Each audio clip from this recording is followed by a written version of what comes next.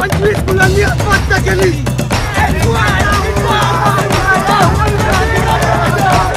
विधान भवन मुंबई येथे Maharashtra TET paper फुटी प्रकरणाच्या निषेधार्थ एनएसयूआय कार्यकर्त्यांनी शिक्षण मंत्री दादा भुसे यांना काळे झेंडे दाखवत जोरदार घोषणाबाजी केली।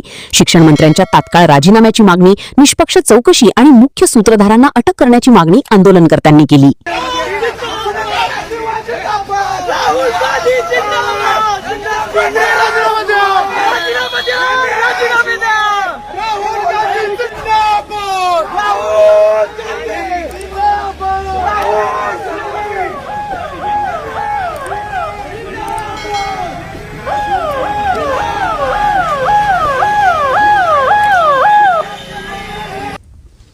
एनएसयूआय महाराष्ट्र प्रदेशाध्यक्ष सागर साळुंखे यांनी विद्यार्थ्यांच्या भविष्याशी खेळ करणाऱ्यांविरोधात न्याय मिळेपर्यंत आंदोलन सुरू ठेवण्याचा इशारा दिला।